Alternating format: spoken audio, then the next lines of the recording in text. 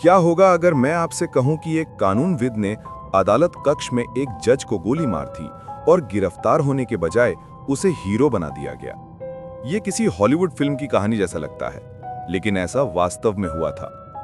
कहानी 2005 में जॉर्जिया के एक छोटे से शहर में घटित होती है। हताशा पर कुछ गंभीर सवाल उठाती है, और क्या होता है जब व्यवस्था उन लोगों को विफल कर देती है जिनकी रक्षा करने की जिम्मेदारी उसकी है। हमारी कहानी 3 मुख्य किरदारों के इर्द गिर्द घूमती है। जज रोलैंड बार्न्स, प्रतिवादी ब्रायन निकल्स, स्टे और वो शख्स जो अप्रत्याशित रूप से हीरो बन गया, शेरिफ के डेप्यूटी होयट। अटलांटा के कानूनी समुदाय में एक सम्मानित व्यक्ति थे। वो सख्त लेकिन निष्पक्ष होने के लिए जाने जाते थे। फुल्टन काउंटी सुपीरियर कोर्ट में एक वरिष्ठ जज थे। उनका मुकदमा पहले से ही चल रहा था। जज बार्न्स अध्यक्षता कर रहे थे। 2005 की सुबह फुल्टन काउंटी कोर्ट हाउस में किसी भी अन्य दिन की तरह शुरू हुई। निकल्स को उनके मुकदमे की अगली सुनवाई के लिए एक हिरासत कक्ष से अदालत कक्ष में ले जाया जा रहा था। उनके साथ नियुक्त डेप्यूटी सिंथिया हॉल थीं। जैसे ही वे चल रहे थे, निकल्स, जो पूरी तरह से नियंत्रित नहीं थे, डेप्यूटी हॉल पर काबू पाने में कामयाब रहे। उन्होंने उनकी बंदूक छीन ली। इसके बाद जो हुआ वो एक भयानक उत्पात था। निकल्स अब हथियारों से लैस अदालत कक्ष में चला गया। उसने अंदर प्रवेश किया और जज बार्न्स को गोली मार दी, जिससे उसकी तुरंत मौत हो गई। उसने अदालत की रिपोर्टर जूलियन ब्रांडियो को भी गोली मारकर हत्या कर दी। भागते समय उसका सामना एक अन्य डेप्यूटी सार्जेंट होयट टीजली से हुआ, जो हंगामे की जांच करने आ रहे थे। निकल्स ने उन्हें भी गोली मारकर हत्या कर दी। अदालत, जो व्यवस्था और कानून का प्रतीक था, अराजकता और रक्तपात का दृश्य बन गया था। लेकिन निकल्स का काम अभी खत्म नहीं हुआ था। अदालत से उसका भागना शहर भर में चल रहे एक बड़े मानव शिकार अभियान की शुरुआत मात्र था। उसने कई गाड़ियों को लूट लिया और खुद को अपराध स्थल से जितना हो सके उतना दूर रखने की कोशिश की। भागते समय उसका सामना संघीय एजेंट डेविड विलहेल्म से उसके घर पर हुआ। निकल्स ने उसे गोली मारकर हत्या कर दी और अपना चौथा शिकार बना लिया। अटलांटा शहर में तालाबंदी कर दी गई थी और भय व्याप्त था, क्योंकि कई एजेंसियों के कानून प्रवर्तन अधिकारी भगोड़े को खोजने के लिए दौड़ रहे थे। निकल्स ने अंततः एशले स्मिथ नाम की एक महिला को उसके ही अपार्टमेंट में बंधक बना लिया। 7 भयानक घंटों तक उसने उसे बंदी बनाकर रखा। लेकिन यहीं से कहानी एक और अप्रत्याशित मोड़ लेती है। एशले स्मिथ, एक अकेली मां जिसने अपने ही राक्षसों से लड़ाई लड़ी थी, घबराई नहीं।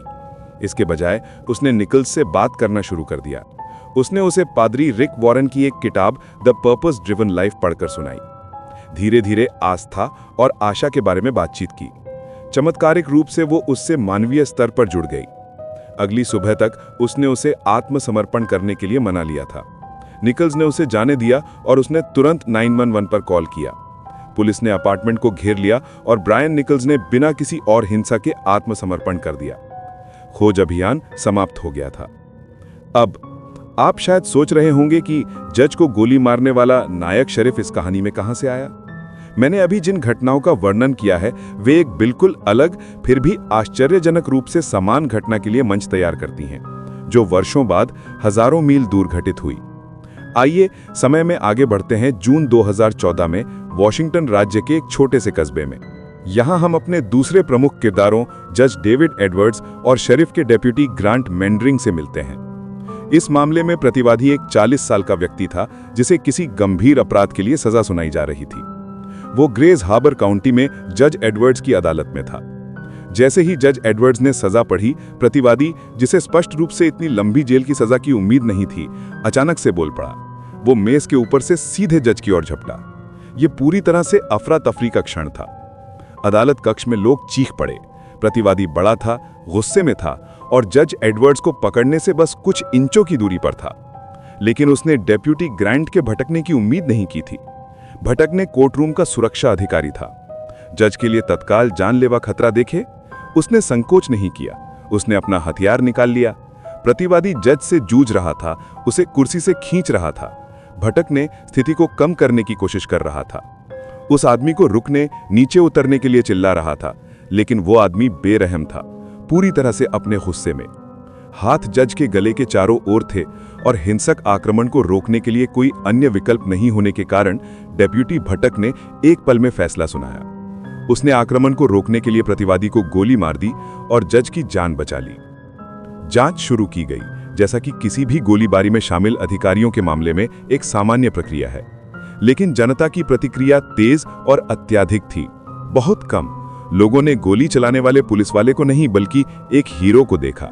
उन्होंने एक ऐसे व्यक्ति को देखा जो एक जज और एक हिंसक आक्रमणकारी के बीच में खड़ा था और जिसने एक जीवन की रक्षा करने के लिए जो जरूरी था वो किया। समाचार माध्यम ने इस खबर को उठाया, अक्सर ऐसे शीर्षकों के साथ जो थोड़े भ्रामक थे, जैसे कि शेरिफ ने जज को गोली मारी, लेकिन संदर्भ ही सब कुछ था। ये कोई कानून का रखवाला नहीं था जो न्यायपालिका के खिलाफ जा रहा था। ये कानून का रखवाला था जो अपने कर्तव्य की रक्षा और सेवा के लिए संभव चरम सीमा तक लड़ रहा था। 2 समुदाय डेप्यूटी मेंडरिंग के पक्ष में एकजुट हो गया। उन्होंने उसे एक हीरो के रूप में सराहा जिसने एक त्रासदी को रोक दिया था। हिंसा में वृद्धि के रूप में नहीं, बल्कि उसके प्रति एक आवश्यक प्रतिक्रिया के रूप में देखा गया। उनके लिए यह आत्मरक्षा और दूसरों की रक्षा का एक स्पष्ट मामला था। जज स्वयं भी बहुत आभारी थे। उन्होंने मेंडरिंग को अपनी जान बचाने का श्रेय दिया। ब्रायन निकल्स मामले से तुलना करने पर यह घटना उस भारी दबाव और खतरे को उजागर करती है जो किसी अदालत में पैदा हो सकता है। मैं भी इसमें शामिल हूं। दोनों ही स्थितियों में प्रतिवादी को लगा कि उनके पास खोने के लिए कुछ बचा नहीं है और उन्होंने अत्यधिक हिंसा का सहारा लिया, लेकिन परिणाम बिल्कुल अलग थे। अटलांटा में व्यवस्था खतरे को रोकने में विफल रही, जिसके परिणाम स्वरूप कई मौतें हुई। वॉशिंगटन में एक सुप्रशिक्षित और निर्णायक डेप्यूटी ने खतरे को उसके स्रोत पर ही रोक दिया, जिससे आगे कोई त्रासदी नहीं हुई। डेप्यूटी की भटकने की कहानी हमें एक असहज वास्तविकता का सामना करने के लिए मजबूर करती है। कभी कभी घातक हिंसा को रोकने का एकमात्र तरीका निर्णायक वैधानिक बल का प्रयोग है। बात की जांच में उसके कार्यों को उचित पाया गया। वो विलन नहीं था, वो एक संरक्षक था जिसने सबसे तनावपूर्ण परिस्थितियों में अपना काम किया। इसलिए जब आप ये शीर्षक सुनते हैं कि एक शेरिफ ने एक जज को गोली मारी, तो निष्कर्ष पर पहुंचना आसान है, लेकिन असली कहानी कहीं अधिक जटिल है। हिंसा, उबकना और अंततः वीरता की कहानी है।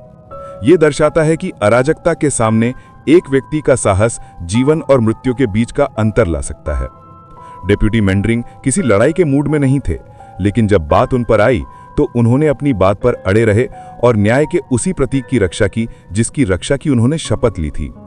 ये लड़ाई करने वाले अफसरों के सामने हर दिन आने वाले जोखिमों और पल भर में उन्हें लेने पड़ने वाले मुश्किल फैसलों की एक झोंधक याद है। देखने के लिए धन्यवाद। देखें, ये कहानी आपको दिलचस्प लगी तो जीवन की घटनाओं के बारे में जानने के लिए सब्सक्राइब करें।